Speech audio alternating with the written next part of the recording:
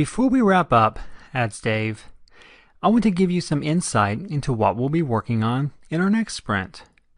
Since we believe that we've addressed our limitations in data portability sufficiently with these new features that allow for exporting our data, we'll be shifting our focus to adding the ability for a user to easily forecast their revenue for the year so that they can better understand how their actual revenue is comparing to the revenue that they originally forecasted.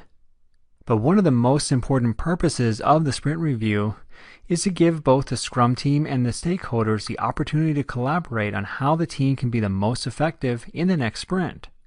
So I'd like to ask all of you, given what you've seen today in the work that we've presented and what I've just explained about our goals for the next sprint, do you agree that this is the most valuable work that we should be tackling in the next sprint, or should we discuss other options?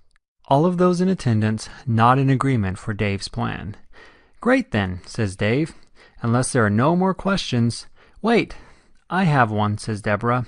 One of the advantages of the Scrum framework is the ability to ship an increment to the product every sprint. Does this mean that we should expect a new release every 2 weeks? As Dave begins to answer, Alan raises his hand. I'd like to answer that if I may. What you're describing, Deborah, is actually a quite common misconception of the Scrum framework. The Scrum framework requires that the Scrum team must produce a potentially shippable product each sprint, but the Scrum framework doesn't require that the team actually ship the increment each sprint. The point of this requirement is to ensure that the product is always left in a usable and releasable state at the conclusion of each sprint to avoid incurring any long-running risk of a team being unable to integrate their changes with the release product. The goal is to transition the decision of when to release from a technical decision to one that's entirely a business decision. This means that if Dave can assume that the product increment will be shippable at the conclusion of each sprint, then he can decide when it makes sense to release certain features as they become available, and when it may make sense to hold releasing certain features until a more strategically opportune time. The point is that whichever option Dave chooses from sprint to sprint, the decision is entirely his own as the product is always technically ready to be released.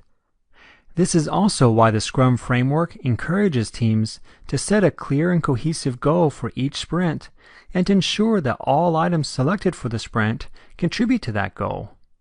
If sprints do not have a cohesive goal that all selected items are in service to, then the product owner risks being in a situation where they need to release a product increment to get a certain feature into the market, but aren't able to do so because other items completed in that product increment aren't yet appropriate release due to either market timing or still needing additional functionality. This Scrum team as a whole, including Dave, has done an excellent job of both creating clear and cohesive sprint goals and of creating a potentially shippable product increment. Both of these factors together will ensure that the decision to release to market is always a business decision rather than a technical one.